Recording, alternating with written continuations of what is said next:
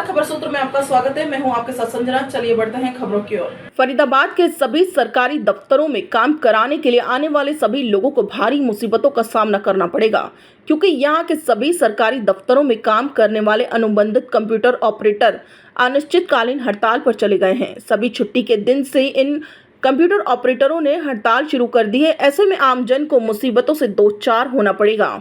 Computer ऑपरेटरों का कहना है कि जब तक उनकी मांगें नहीं मानी जाएंगी तब तक उनकी हड़ताल जारी रहेगी।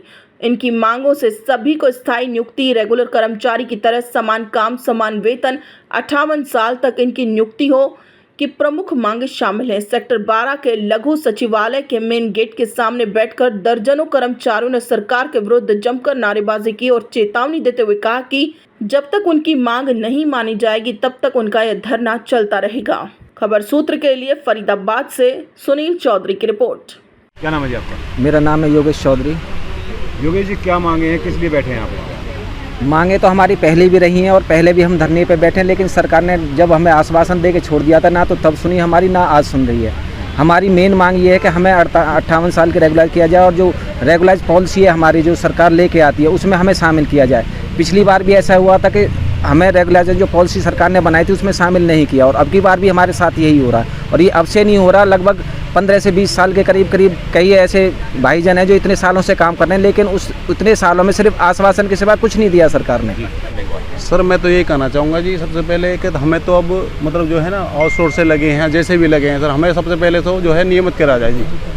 58 साल की जो जॉब सिक्योरिटी मिले सब हमें, सबसे पहले तो ये चीज़ कहना चाहिए। अभी सबसे पहले हमें रेगुलाइज किया जाए जी, और हमें जो सेवा जो 58 साल की सेवा वाली हमें किया जाए रेगुलाइजेशन, और हमारी जो DI टेस्ट सोसाइटी है उसको हमें उसमें पॉलिसी मिला जाए जिसमें परमानेंट पॉलिसी सरकार बना रही है।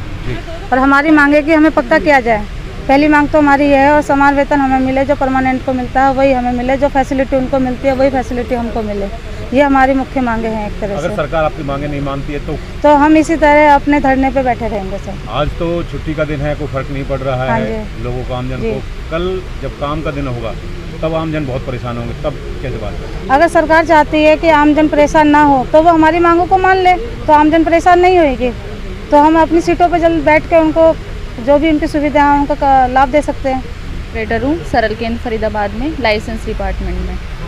आज आप धरने पे बैठे हैं, आज तो छुट्टी का दिन है, कल आमजन को बहुत परेशानी होने वाली है। सर बिल्कुल होगी, जब हमारी कोई सुनेगा नहीं तो हम ऐसे ही बैठेंगे। पिछली बार भी ऐसे ही हुआ था, हम यहाँ से उठ के चले गए थे तो तब भी हमारा कुछ नहीं हुआ। अब दोबारा से फिर हम दोबारा से अपनी उम्मीद से यहाँ पर आए हैं कि हमारा कुछ हो और हमारी कोई सिक्योरिटी होगी, मतलब कि हमें हर महीने जा के फाइलों पे साइन करवाने पड़ते हैं, हमारी सैलरी साइन कर दो। हमारे लिए कोई भी मतलब ये नहीं है, हम अगर एक दिन की भी छुट्टी कर लेते तो उसकी भी हमारी सैलरी करती है कि तुम लोगों को कोई मतलब सुविधा नहीं है जो भी हमें सरकारी ऑफिसों में मिलती है। तो पब्लिक को तो परेशान होना ही पड़ेगा सर। पिछली बार मांगे नहीं मानी थी, अगर इस बार भी सरकार ने मांगे नहीं मानी तो धरने का क्या स्वरूप? यहीं बैठे रहेंगे सर जब तक नहीं होगा। फरीदाबाद में हूँ कार्यरत। क्या कहना चाहेंगे आप धरने पे बैठे हुए हैं? सर जब तक हमारी मांगे पूरी नहीं होती तब तक तो सर हम बैठे रहेंगे, क्योंकि एक्चुअली ये हर बार ऐसे होता है, हर बार हमारी मांगे नहीं वो होती हैं, तो इस बार तो सर हम धरने पे डटे रहेंगे।